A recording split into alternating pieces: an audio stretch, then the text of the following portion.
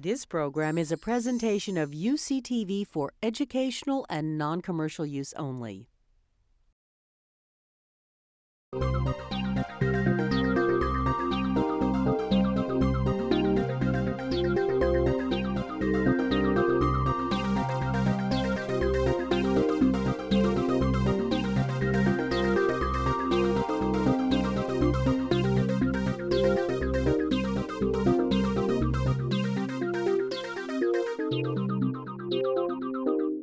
Welcome to A Conversation with History. I'm Harry Kreisler of the Institute of International Studies.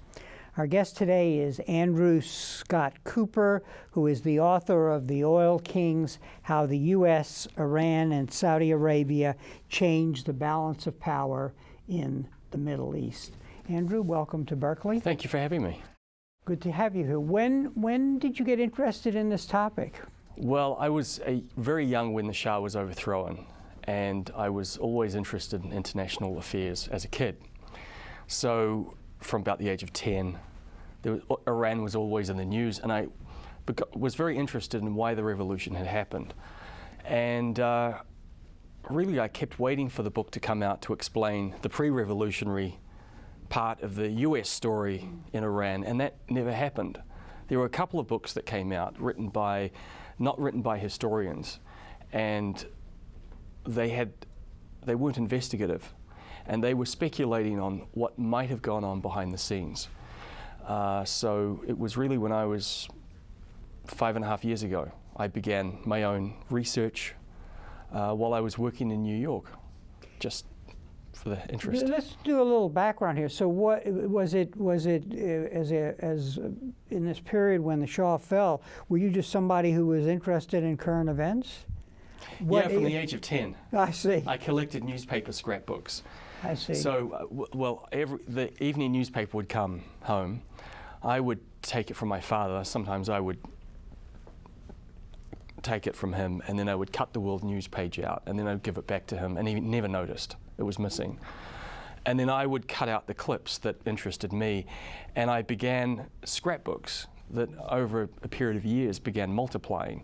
And then I was able to, I think I really probably learned quite good analytical skills because I was taking subject matter from all over the world and then reading everything very carefully, and then I'd go to the library and do additional research. And you were based where? Where were you? In Wellington, New Zealand. I see. And so was it kind of inevitable that you would become both a journalist and a historian? Looking back, yes, yeah. I've always loved history, and I began at that same time reading history books and became really absorbed in different topics. So the Russian Revolution was a huge thing with me.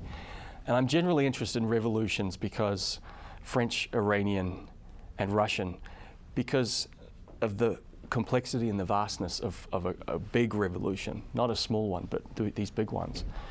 And the case with Iran, I think, was that this big piece of the missing puzzle was the background story to the Nixon and Ford years. And I just kept waiting for someone to write that book, and it never happened. And I thought, well, if no one's going to do the research, I had background as an investigative researcher, and I thought I would start. Mm-hmm. And when we look at this book, it's quite impressive. You're using both sources in Iran and in the National Security Archives in the United States. And what was the problem of access there to these materials? Were the materials being revealed because enough time had passed, say, with the national security documents? The big find these are the papers of Brent Scowcroft. Scowcroft was Kissinger's deputy from 73 to late 75, and then he was the national security advisor. And Scowcroft's great asset is that he was the note taker. In every meeting where Iran or oil or Saudi Arabia was discussed, Scowcroft was the silent man in the room keeping the notes. And he was an exemplary note taker. He didn't just summarize conversations as Kissinger did, because Kissinger wanted to control what his colleagues would see coming out of a meeting, but he also wanted to control what scholars and historians would see. And he did a pretty good job of that for about 30 years. But when Scowcroft donated his transcripts to the Ford Library, suddenly we have actual verbatim conversations of what was going on in the Oval Office between the President, Secretary of State, and anyone else in the room, including the Shah. This is the first time we've actually read the Shah speaking in his own words to the highest US officials in privacy, behind the scenes. So the Ford papers were very important. I integrated them with the diaries of Asadullah Alam, the Shah's closest aide at the time. That hadn't been done before. And then my search really branched out. Also, as my research grew, I began having to look for different source materials. And then right at the end, I approached the principals for interviews and was quite pleasantly surprised with the response. And when you say the principals, you are talking about who, in addition to Scowcroft? The surviving members of the cabinet who dealt with oil and Iran. You're really only talking about Secretary of Defense Schlesinger, and Frank Zaab was the second energy czar. People think the word czar is a contemporary one for a US cabinet official, but actually Nixon came up with the phrase back in late '73. So it was Zaab and Schlesinger, Scowcroft, US diplomats who had served in Tehran either before or during the revolution. And then on the Iranian side, there are only a couple of people left who could help. And that's because the Shah controlled the flow of information. I mean, he really held it tight. So even if you talk to someone close to the Shah, they would know part of the story, but they wouldn't know the rest of the story. So I interviewed Ardashir Zahedi, who was the Shah's ambassador to Washington in the 1970s, and he was quite forthcoming. And when he saw that I knew quite a lot of information he didn't know, he then told me his part of the story. Mm-hmm. As you piece this material together, was there an aha moment or just a series of moments as this picture began to emerge with the documents and the interviews and the sort of the bilateral description of ongoing events? I have to say that there were a series of real aha moments. And it wasn't until I was writing the narrative and moving through the narrative with all the strands coming together that this sort of extraordinary episode in late 1976 occurs, where there's a showdown, a confrontation between the president and the Shah over oil prices, that because no one had known about it and no one had written about it before, the nice thing for a researcher, a scholar, is that this is fresh territory. The risk is that I'm flying blind in a sense. I have to be very careful with my sources. I have to be careful in the context that I place them in. So I sort of backed up a little bit, and there were documents where I thought that they were so extraordinary, or where I could not put them into a historical context or framework, and I took them to my interviews. And I asked Schlesinger, Zaab, Scowcroft, Zahedi, did this really happen like this? And what am I not understanding this conversation, because it seems extraordinary to me? Here you're discussing an invasion of Saudi Arabia. I mean, how did that come about?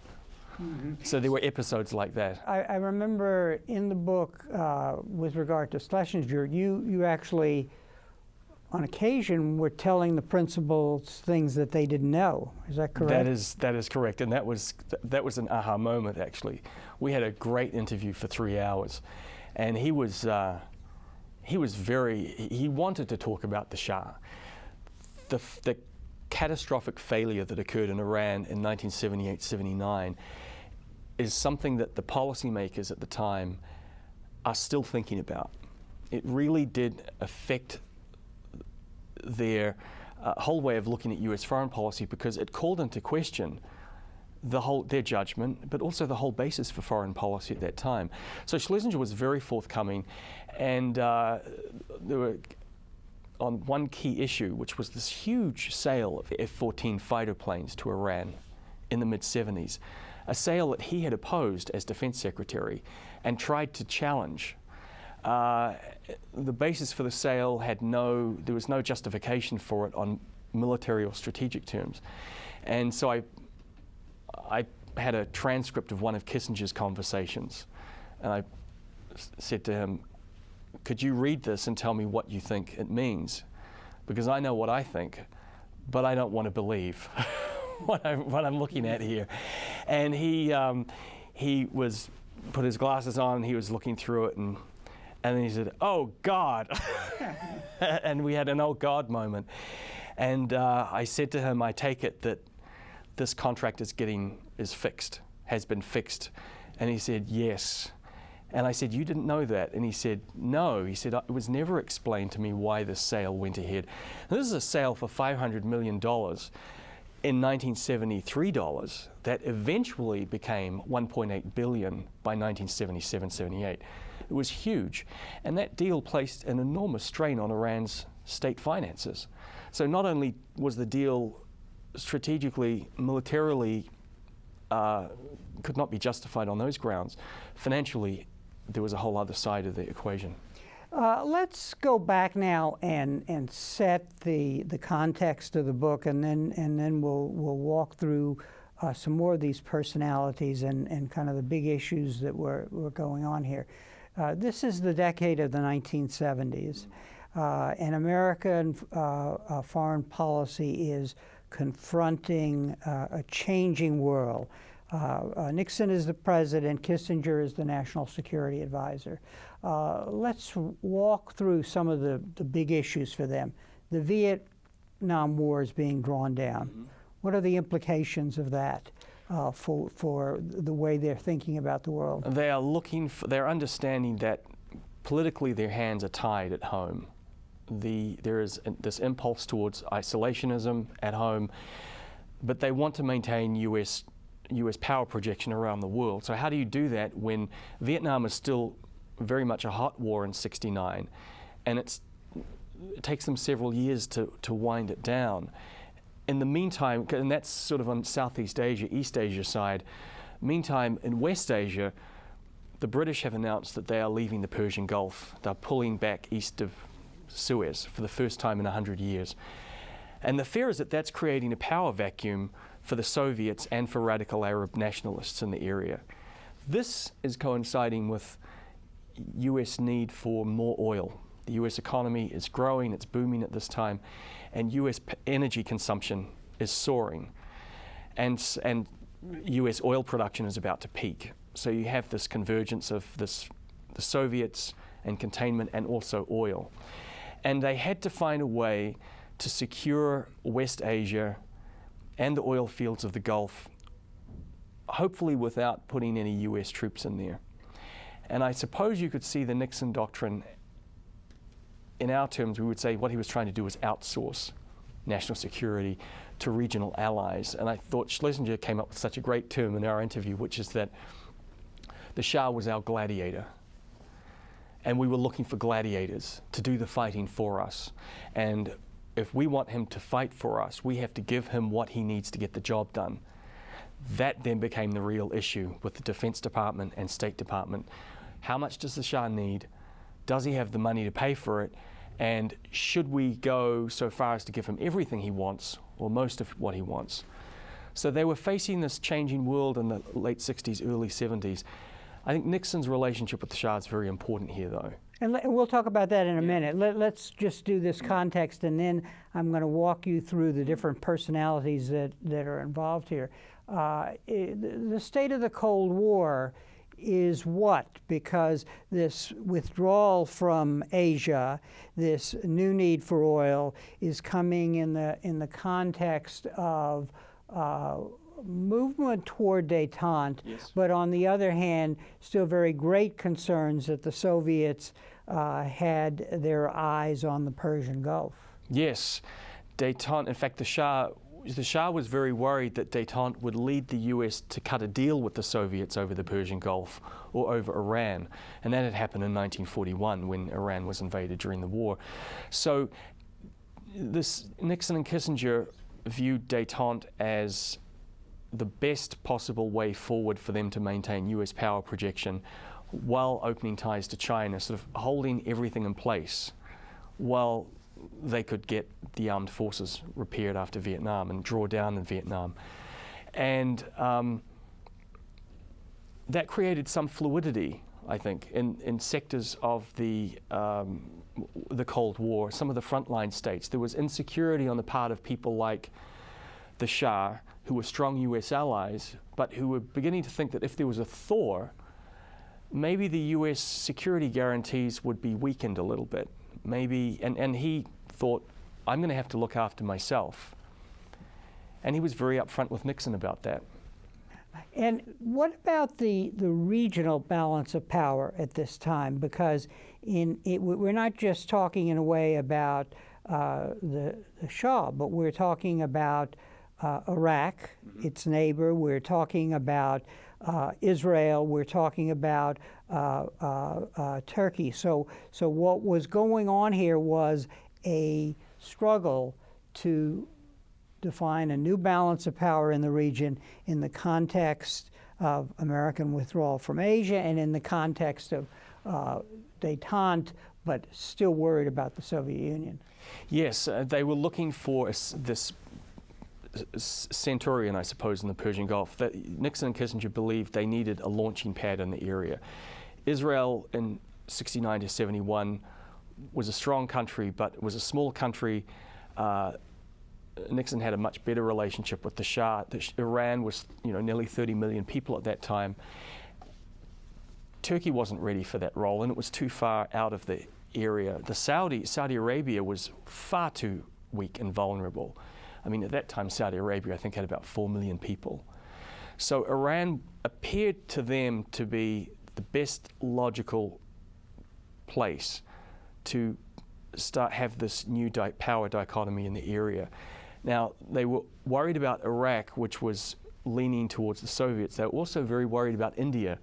And I think that was one of the aspects of my research I wasn't expecting, is that they saw the Shah as balancing Indira Gandhi in India.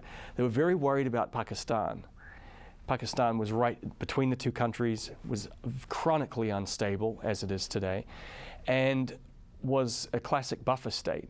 It didn't seem to serve much purpose except to keep Iran and India away from each other and separated.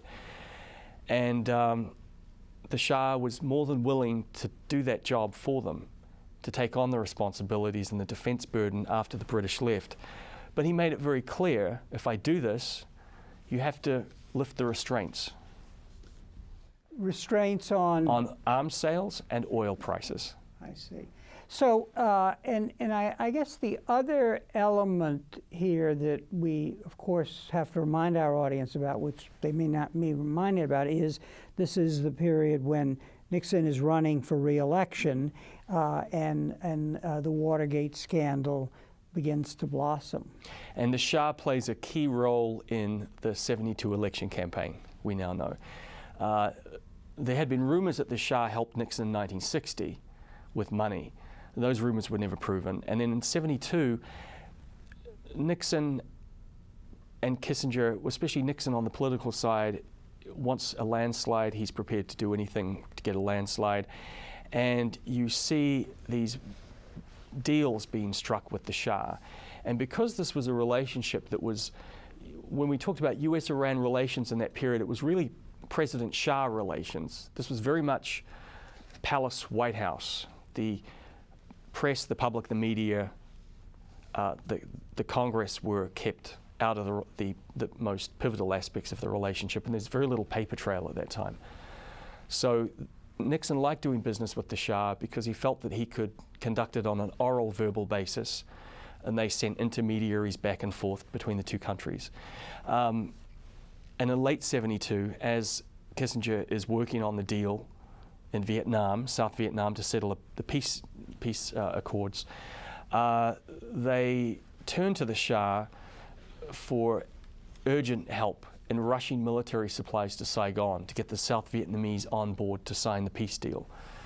Because President Thieu, who was the leader at that time of South Vietnam, said, I'm not going to sign unless I get security guarantees and unless I get more military supplies so that I can stand up to the North Vietnamese.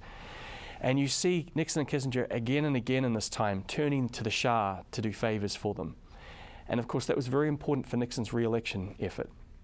When you paint this picture, and you do that very well in the book, what we're looking at is we're looking at a kind of a new dawn in the strategic challenges the U.S. is confronting, and an administration, well, I should say Nixon and Kissinger, looking to be able to respond to that situation outside of constitutional restraints. Yes. So that what is, to the extent that you have the Shah as a proxy, as somebody who can carry the water as issues arise, you can do that without going to the Congress, which at this time, is focusing on issues like war powers and so on. Yes, they felt that they had to, and the Shah was quite happy to do that, they needed someone who could help them circumvent the rules. And so you see in the back channel communications with the palace, can you send material to Turkey, because Turkey was under, arms sales were embargoed to Turkey for one point. Can you send supplies to another third country? So there was a lot of shifting of manpower and material around the region, and it was all working quite nicely until Watergate happened. And this is where Nixon's political collapse starts to impact the relationship. And the Shah is actually strengthened by Watergate. So yes, I mean, they were looking for ways to circumvent the laws of the land, I suppose you could say. And Kissinger was frustrated when, after Watergate, the Congress reasserted congressional power, and those deals became very, not just risky, but quite unsound. I get the sense in your book, once this context is defined, that on the one hand, Kissinger and Nixon had a perception of how the Shah could be used as an instrument of their power. On the other hand, I have a sense that they were making it up as they went along. And thirdly, I have a sense that there was a lot that they really didn't understand about the changes in the world economy. Is that correct? Are all three of those correct? Yes. And talk about, let's go back to this whole situation with oil, because again and again in your book, one gets the sense that Kissinger didn't get it. He got the power equation, yes, but he did not understand the dynamics of international economics as they were changing. And what is important here is that suddenly America needed more and more imports of oil, because we were moving from being an exporter to being a country that needed to import. At the same time, Japan and Europe were at a new threshold of recovery from the World War II, and were needing oil also. Yes, I mean the U.S., after U.S. oil production peaks in 1970, the U.S. enters the world energy market and is suddenly competing for oil supplies against its major trading partners. So this pits the U.S., Europe, and Japan, the industrialized democracies of the West, against each other for the same shrinking pool of oil. And the market tightens. And I think Nixon had more of a grasp of this than Kissinger. Nixon was beginning to understand the geopolitics of it, the economics as well as the geopolitics. But Kissinger was just not interested.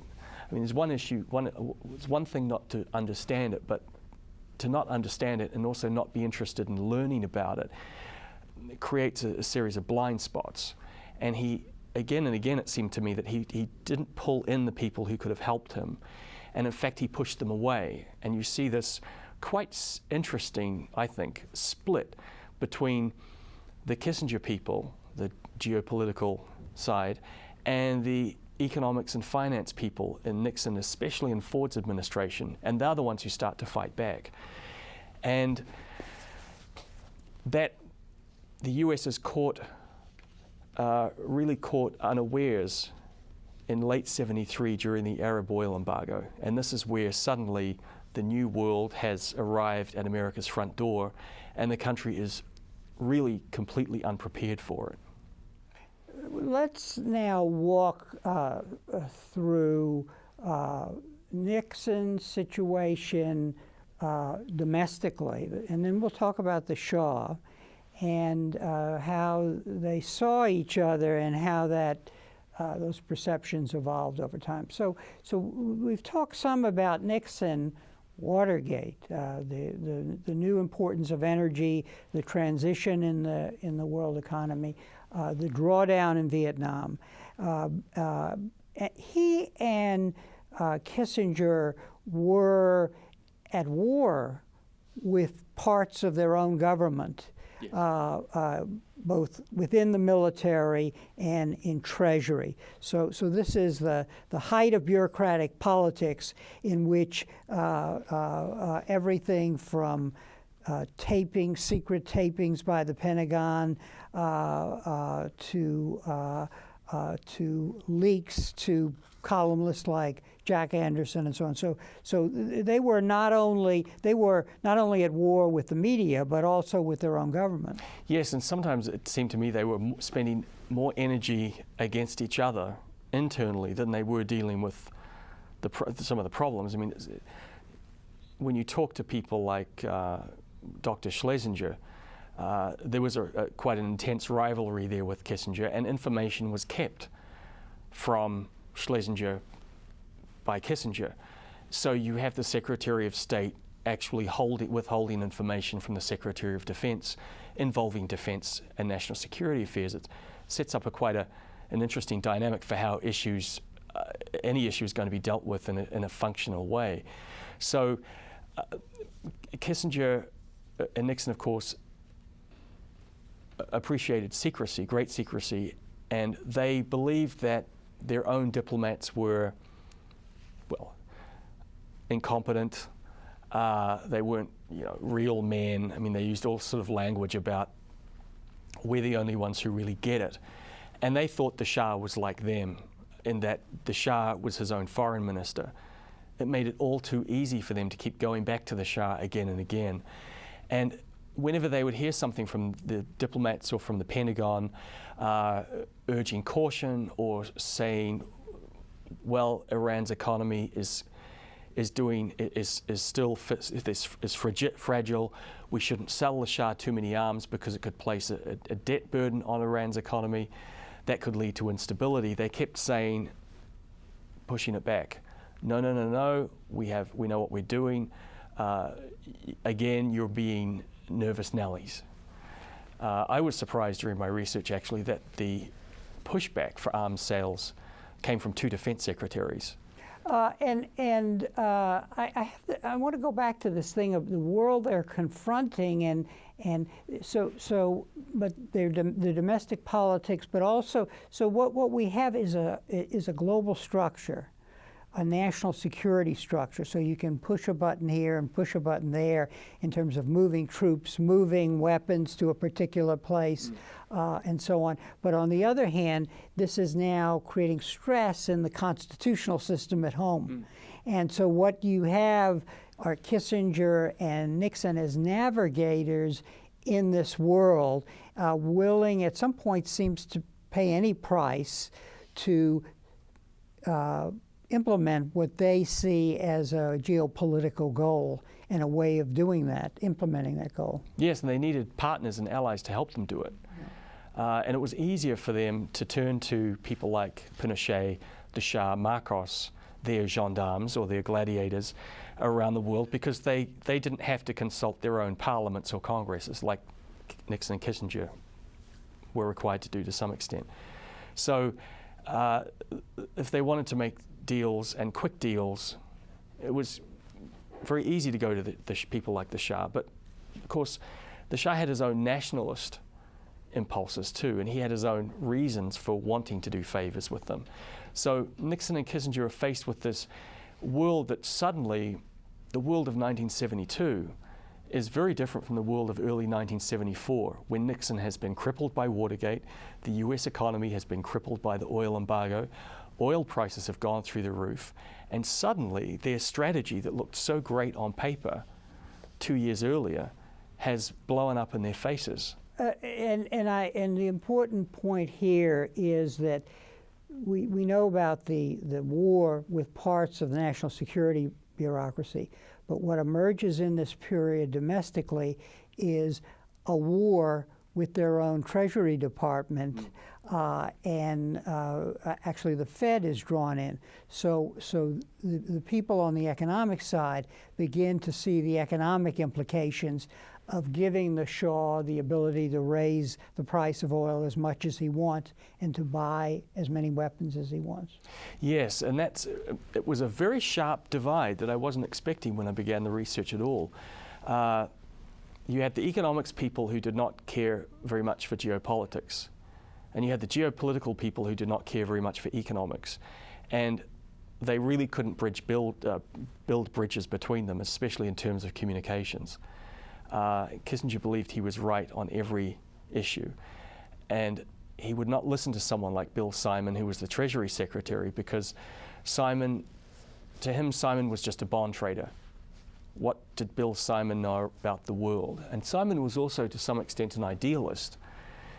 He saw the world in moral terms, and Kissinger, of course, was the ultimate realist.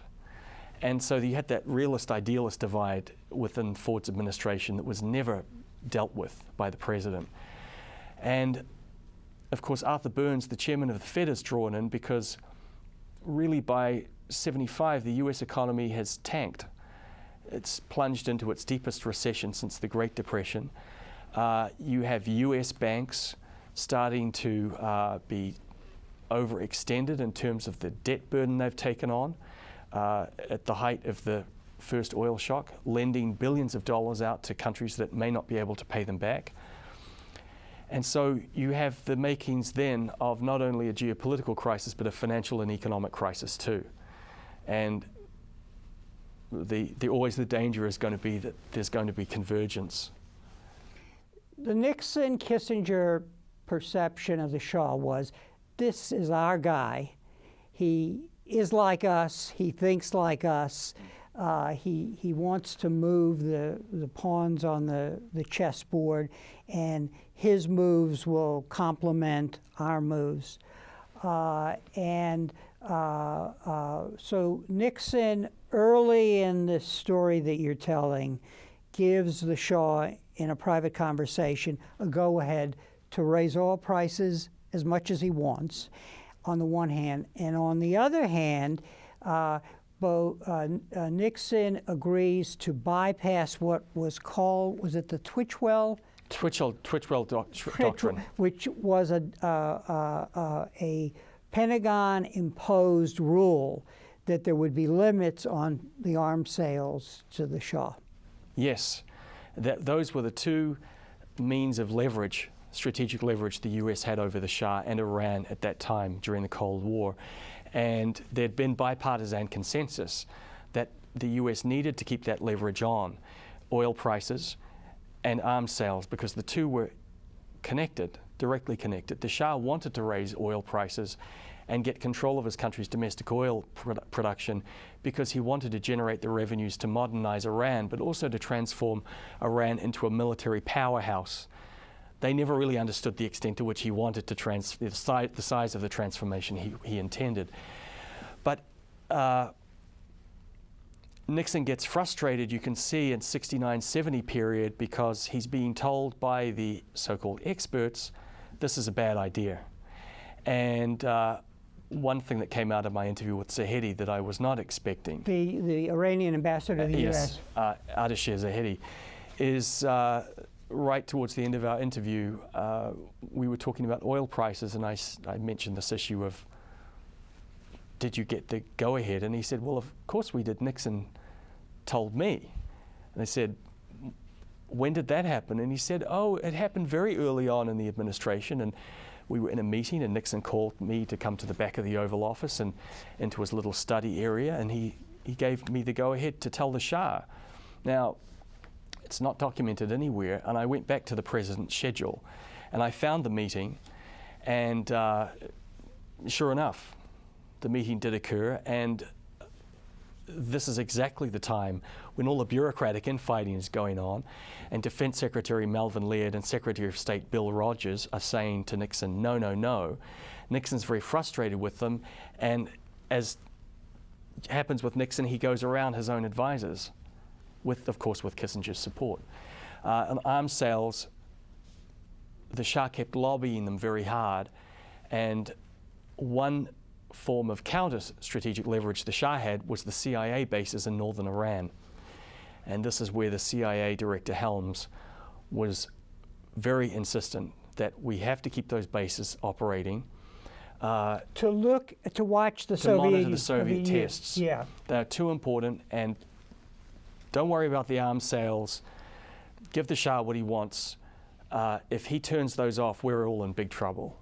So intelligence here is rather interesting because you have information, but the global context is changing.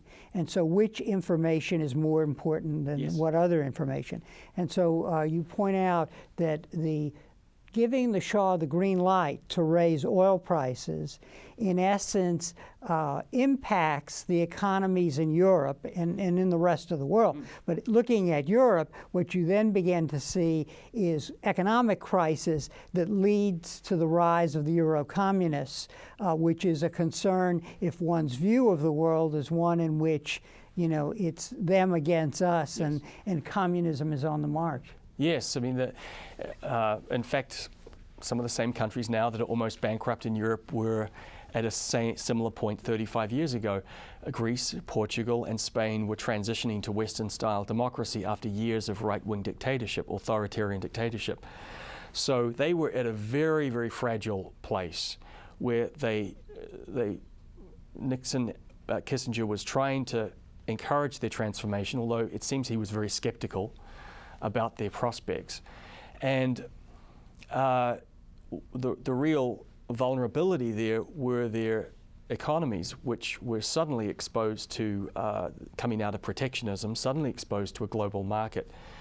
And they desperately needed infusions of cash. And when they were hit by soaring fuel costs after 1973, they suddenly found themselves faced with billions of dollars worth of bills that they couldn't pay. What they did is they go to the IMF and to the World Bank, but mostly they turned to private lending institutions on Wall Street. And this is the connection we see between Kissinger's strategy with the Shah, Nixon-Kissinger strategy to raise oil prices destabilizing Southern Europe, and then Southern Europe exposing weaknesses in the U.S. banking system. So here we have a situation where focusing on a client who's going to become an arms depot and an actor in the region that is of great concern, giving him a green light, unleashes forces that essentially threaten America's larger geopolitical position. Yes, you have the superpower, in essence, creates a super client. The super client then starts to manage the relationship. And this happens over time, and it's difficult for the policymakers, I think, in the US you give the Shah something, how do you know you're giving him too much? How do you know at which point there's a tipping point in the relationship? But certainly by 74, it's gone too far. I mean, it's really happened within a 2 or 3 year period from 71 to 74. And suddenly the Shah is the one it's a case of the tail wagging the dog, I suppose you could say.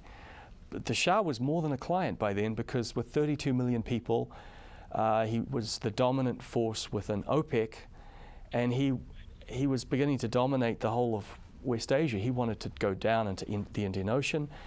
He wanted to project Iranian power down the East African coast. There was nothing in his mind that could stop him, except money.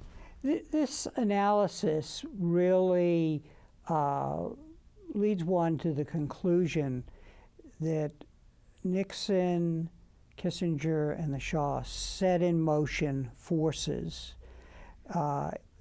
with an extraordinary impact on Iran itself, leading to inflation in an unequal society, in a society that did not have the infrastructure or manpower to absorb all the monies that were now coming their way and all of the material and weapons. Talk a little about that, because in a way, the Shah and American policy sets in motion the implosion of that country. Yes, Iran's economy essentially imploded earlier than I think we thought. Really, by the summer of '74, you're seeing double-digit inflation, the economy's heating up, and this is the point at which most of the oil stimulus has not actually hit the Iranian economy yet. The stimulus from 1973, when oil prices rose fourfold. But they were warned. I mean, the CIA, they didn't, I wouldn't say they did these exhaustive analysis of what might happen, but they did warn Kissinger and Nixon that the Shah was driving Iran's economy too hard. He had a history of doing that. And that's why we had leverage over him, to try and make the transformation of Iran to a pro-Western secular state manageable. The Shah wanted to go too quickly. And the stimulus was a bit like a drug overdose for a patient that couldn't absorb the drug within their system. I mean, the whole country was high on the fumes of oil profits in '74, '75. And unfortunately, a great deal of that money was wasted, squandered, and ended up in the pockets of people who were engaged in corrupt practices, some of them American, most of them Iranian.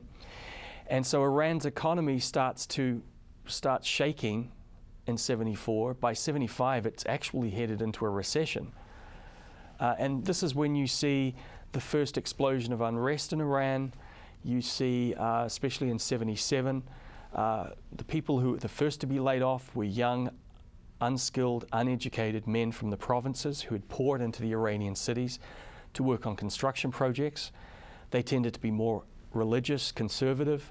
When they were thrown out of work, they're standing on street corners looking for something to do, so they were the kindling for the revolution to come. And what we missed, and if the Shah didn't miss it, he didn't do anything about it, was really the rise of the mullahs, basically, and the extent to which an Iranian tradition of Islam, and a conservative Islam, an extreme Islam, a Shia Islam emerges and becomes the motor behind the dissent. He was more Western in his thinking. He was as Western in his thinking as Nixon and Kissinger were. And I guess in that post-World War II era, when it was the liberal secular era, the Shah believed, in 1963 he used force to put down an uprising that Ayatollah Khomeini was involved in. And that was regarded at the time by the Americans and by the Iranian political establishment as the final victory over the mullahs. In fact, he just pushed them underground, and the unrest began simmering like a volcano. Not once in any of the documentation did I find an analysis by the US of how economic problems in Iran would benefit the clergy. The threat to the Shah was always seen coming from the left, never seen coming from the right, let alone the religious right. I mean, the idea that priests could overthrow a king was something beyond the comprehension of certainly beyond Kissinger's comprehension. They did know who Khomeini was. They had a general sense. But the Shah's power base was regarded as authoritarian right. So the fear would always be a nationalist coup from the left, another Mossadegh, and they were really quite agitated by Gaddafi at this time. Gaddafi was providing an alternative model for young people in the region. The more radical, the better. And the old style conservative monarchies of the Pahlavis in Iran, the Saudis, were seen as out of step with what was going on in the region. The end of your story is really the turn away from the Shah by the U.S. government. Nixon leaves office, Ford comes in, and an alignment between the economic forces in the government and Treasury with the Saudis.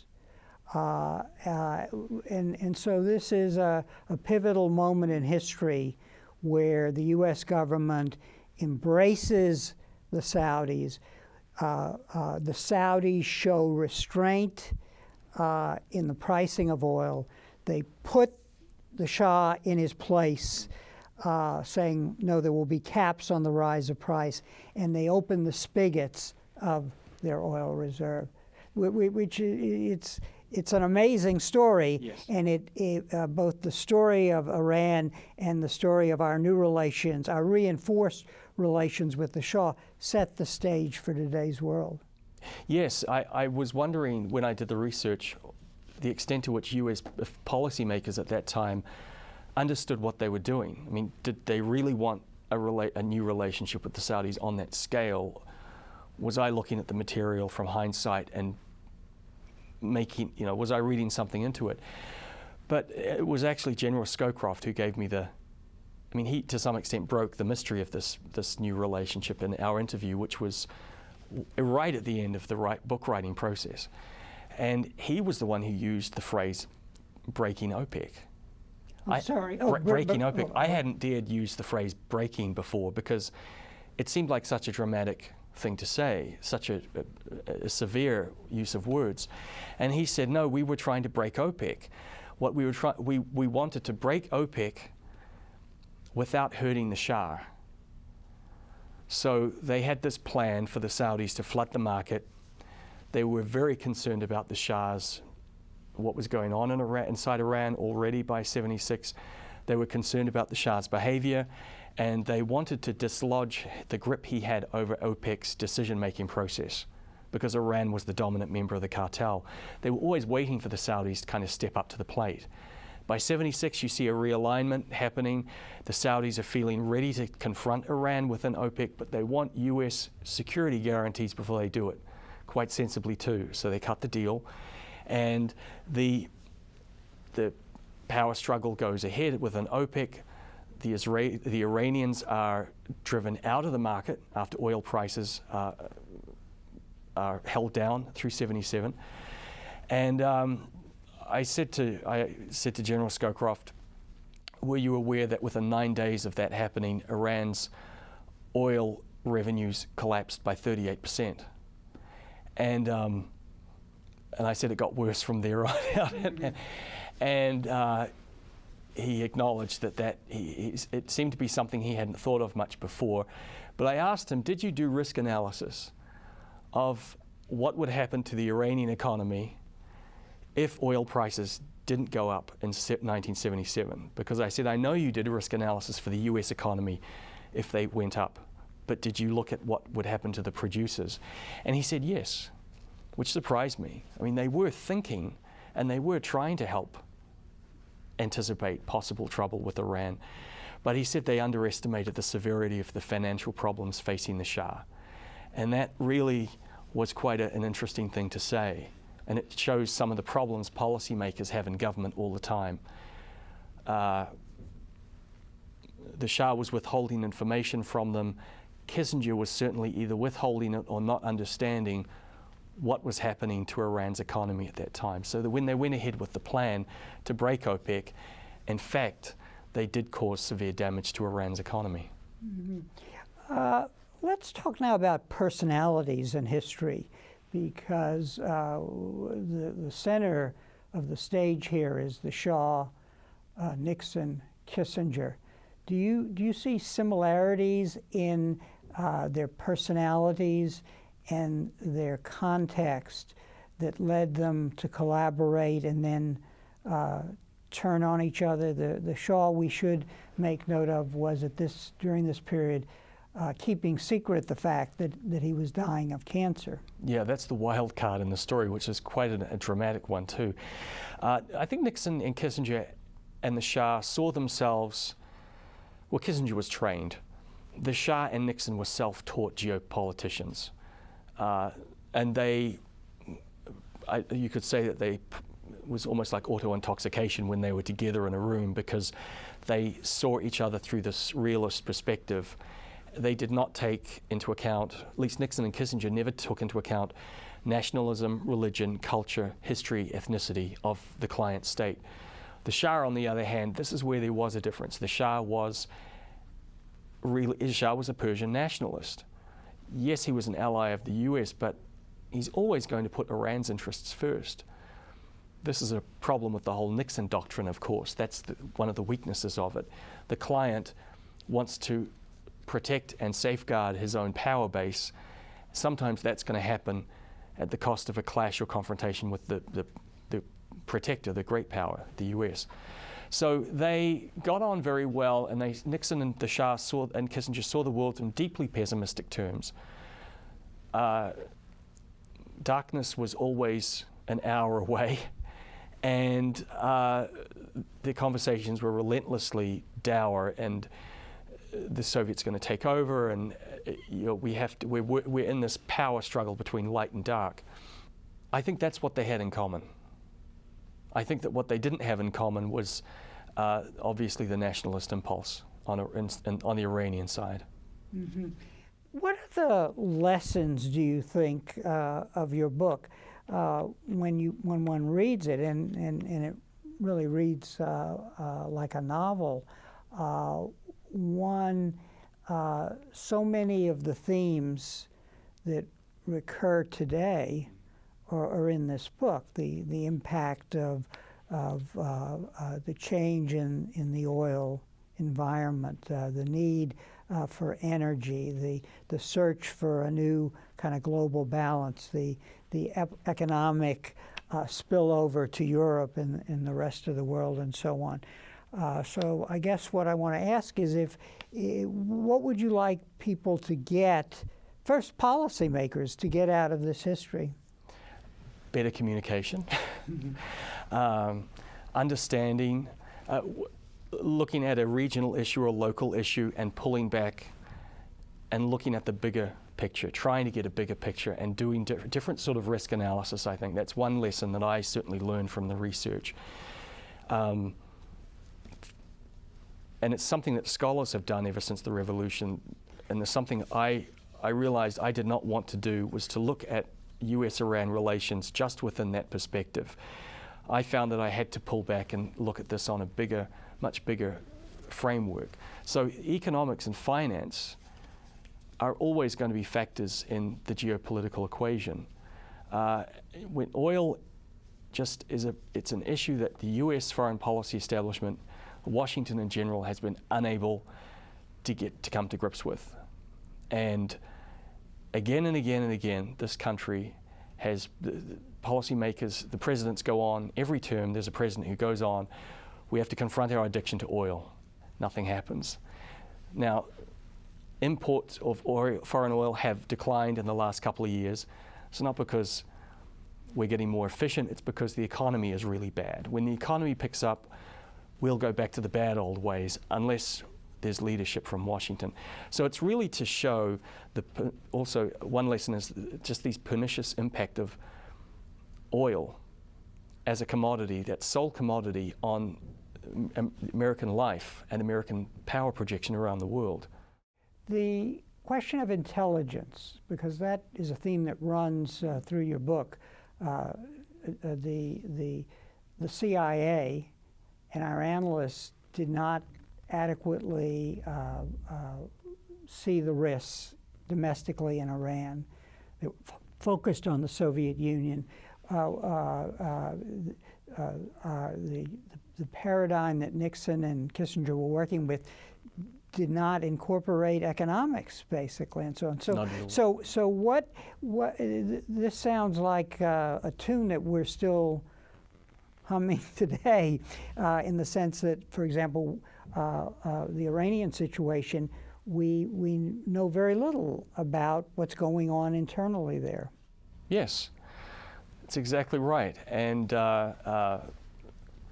the Iranian economy will be key to the future survival of the Iranian regime. I know the Saudis know that. The Saudis have been quite vocal about it, and just 3 months ago, a senior member of the Saudi royal family was in the UK. He gave a speech which mysteriously appeared verbatim in British newspapers, in which he said the soft spot for the regime in Iran is its economy, and we can affect that by squeezing their oil profits. I can't imagine that the US is not aware of the damage that the Saudis could cause to the Iranians if other aspects of the Iranian power dynamic are vulnerable at that time, because you can crash the market and hurt Iran's economy, but if the regime is strong within the eyes of the people, it might not do any damage. The Shah at that time was very vulnerable. So it seems to me that the economic equation is very important, and they did not have an understanding at the time. It was almost like a hazing for US foreign policy establishment after '73. Hazing? Hazing in terms of the fact that they believed the world was a certain way, and they were caught. Economics is a very tough master, I think. It was as though they were being taught on the job, day by day. We've lost control. We can't control this economy anymore. And when you have someone like Alan Greenspan working for Ford at that time saying it's the economy, the economy, the economy, the American people have to be told that their way of life is changing very dramatically. That conversation is never had. Mm-hmm. Is there a particular insight that this history offers us about the present situation? Well, we seem to be repeating the present situation. So to me, it's repeating the past. Repeating the past, yes. Yeah. It's history repeating itself. I suppose we could say that that's quite depressing from a historical perspective, although historians wouldn't be surprised. I think that this book might be helpful for policymakers working today to know that another president also had to deal with Iran seeking nuclear weapons, vulnerable US banks, weak Southern Europe. Why are these factors, why are we seeing this convergence happening now? Are they going to respond in the way that Ford did? Are they going to respond in other ways? Are they going to, I'm sure they are responding in ways that we don't know about.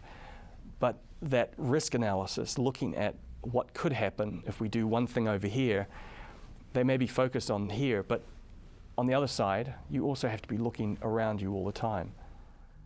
And I think that a lesson also, if I may say, is that the desperation of our leaders, where they close the circle of information, is very detrimental, both for the region, the states in the region, and for America's long-term interest. Because they're only talking to themselves. Yeah. And when you operate in secrecy at the highest levels, the air is not it's not fresh air coming in and fresh perspectives. And we all understand why they have to make decisions in secrecy, but you can't shut the actual experts out within your own bureaucracy.